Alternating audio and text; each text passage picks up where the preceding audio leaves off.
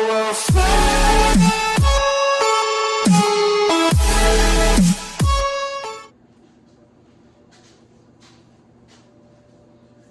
Good morning, good morning, good morning.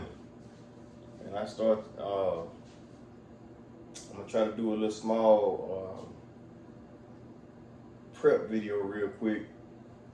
Now, when I really prep, I don't come to the table. I stay over by the sink so I can put everything in those gray tubs that you see back there. So that's mostly where I season my meat in that area. So what I would do, I would unpack it, put it in the gray tub, and then season it. But just for this video purpose, I'm gonna unpack the ribs. Man, it's not any different really from what a lot of folks do. Pretty simple, but I'm gonna go through it just for a second though.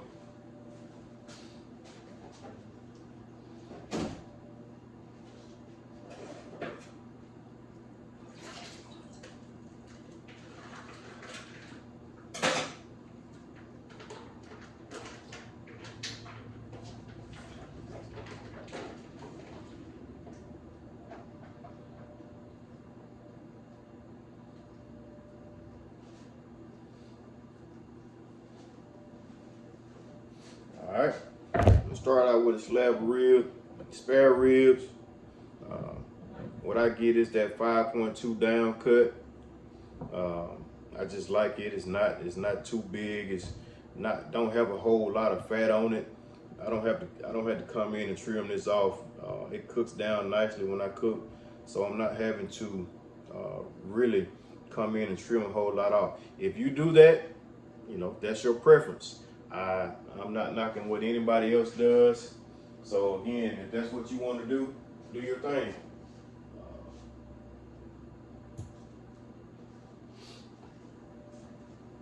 That's your choice. I do use my own seasoning mixed up. I just repurposed the bottle, but I do have my own bottles. But I do have my own seasoning mixed up. It's called Top Dog Shepherd seasoning. It's good. I put it on everything that I cook.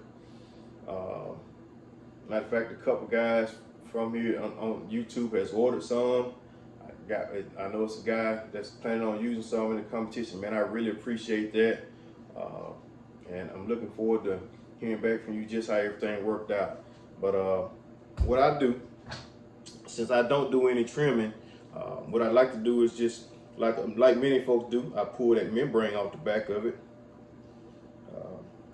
A lot of folks use different tools. They use napkins. I seen my guy in Jackson try to use a fish hook one time. Oh, not fish hook, but whatever the thing you pull the meat off the catfish with. But I don't. I use my hands. I just get in there and pull that membrane right off. All right.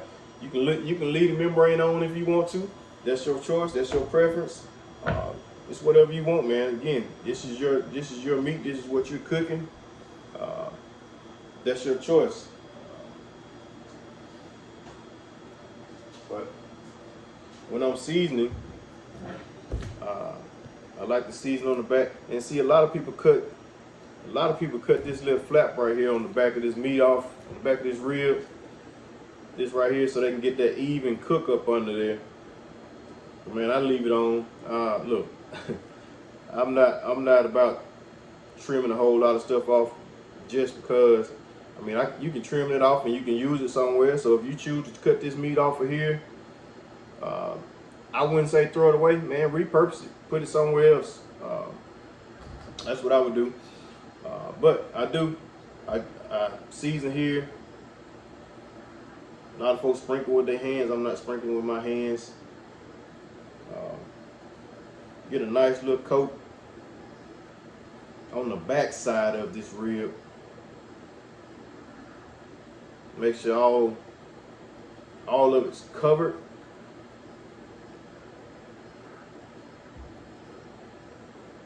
You get up under that flap. Let everybody. Well, I've seen people cut off. Not everybody. It's a nice even coat on it. Okay, and then I do the front side of it. Now on the front side of it, I want to make sure that everything is season pretty good. And if you notice, I didn't use a binder. I feel like my seasoning actually sticks pretty good to this meat. As you can see, I'm gonna show you. Once I put it on, man, you'll start seeing a color change in the seasoning of how it's kind of getting into that meat already. But so that's why I don't care to use a binder, for the simple fact that I'm going straight to the grill. It's gonna stick.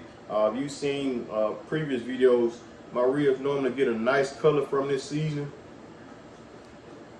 So I feel like, man, with that, I don't need to use a binder. Now, if you choose to use a binder, whether you're using mustard or using oil, that's your choice, man. So again, I'm not gonna knock anybody's method of cooking. You know, what works for you works for you. But if you see that right there, that's a nice cover on that, and the seasoning's not falling off. See that? That's a nice cover on that rib for me. And I think, honestly, just with that right there, man, that's gonna work good. It's gonna cook good. It's gonna taste good. But I'm gonna hit you back. I might do some rib tips now. The rib tips are a little different, but I'm gonna hit you back in just a second. All right, I'm gonna do a pack of rib tips too. Like I said, man, these are kind of like the strip that I was talking about that I get right here, man. So let me see. Let me adjust my camera back just a little bit. Moved on me a little bit, but they come in packs like this right here. You can see the cut in the pack, how it looks. But I'm gonna take them out. I'm gonna season this pack up on this thing again. I don't normally prep on this, so once I finish, I'm gonna go back. But this is how I do it, and this is how they come. So all the guys that had those questions, that's what they look like.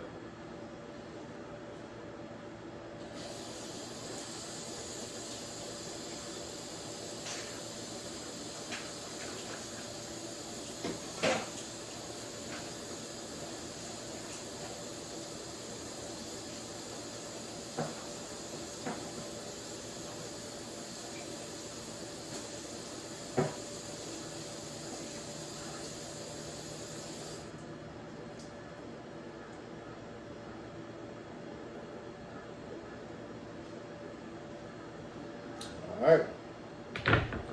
So these are the strips of meat right here. Coming, so most times they have anywhere from four to 5 or 6 in a pack, 8 packs to a case. But that's what they look like. A lot of fat on them, but a whole lot of meat also. So, you know, I like them. Taste good. They always cook down good. You can see that some of them got that flap on it too from the top. All right, but that's that pack right here. That's that 4-pack. And with these right here, I don't season the back of them for the simple fact that it's a waste of time for me. Plus, I don't pull that membrane off the back of these. I leave the membrane on the back of these. They're already cut down, so it's not going to take as much heat to cook these. So I don't want it to just burn through so fast when I put it on the grill. You know, I'm cooking direct. I'm not smoking, so they're not just sitting. So if I line all 4 of these up, I would be able to season them just like I would that slab of ribs. And again, I'm using the same seasoning. I'm telling you, I put it on everything, man. I put it on my steaks, chicken, fries, put it on my French fries. Matter of fact, that's what a lot of people love it on their French fries. One of the teachers at the school that I work with says she don't even like seasoned fries, but with this seasoning on it, she loves it. She bought 3 bottles of it just for French fries. So that tells you something. But anyway, that's what I do, and that's all I do. Make sure I move this over, get up under that cap right there. And see, it don't really have to be heavily seasoned. Again, nice coat, it sticks to it. Do I worry about seasoning the side on these? No, I don't. I don't want to over season it. So when they bite into it, the way I cut it up, I cut between each bone. And I plate it up. So it's like a finger food. They picking it up and they're eating, they're biting. So it's getting a whole lot of seasoning on the top, and the smoking wood that I got on the grill too, coals and wood, seeping in from the side. So man, you got a great combination from the heat from the grill and the smoke from that wood. That's combined with the meat and seasoning, man, it creates a great taste. And they love these. This is my best seller right here. Hands down, this is my best seller. Again, but this is what I started with. This is what I started with in the business, because the main reason I started with this is because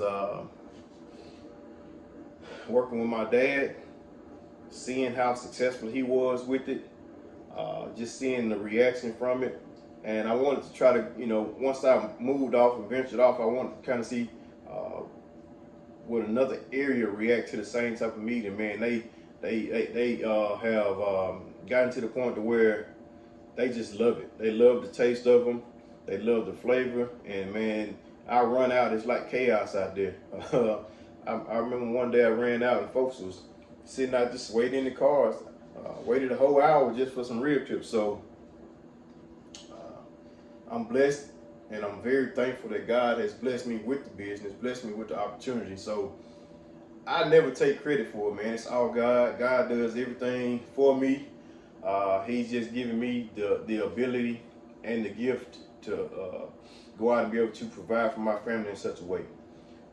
And then I enjoy doing it. I'm at peace when I'm doing it. I'm having fun. I enjoy the customers that come out and talk to me while I'm grilling, man, all of that stuff. But anyway, I just wanted to do a small little prep video, and I didn't do chicken for the simple fact that once I take that chicken, I season that chicken up, I'm going straight to the grill with it. I don't let that seasoning sit on. I do let some ribs and rib tips sit overnight, but once I get here and I get that second batch, again, I'm just seasoning and to the grill. It's not a process where I'm letting it sit 24 hours and having to. No, I'm not doing that. I don't want that seasoning so deep down in the meat and dry. I don't want it dried up. But so I'm straight out the pack most times, rinsing it off, seasoning it up, straight to the grill. That's how I like to do it. That's how I cook. Now, again, you don't have to do everything the way I do it. Do it if you got your own preference. I know a lot of people on here got way more experience than me. And so, again, man, do you. And until next time, man, y'all have a blessed day. I will fly.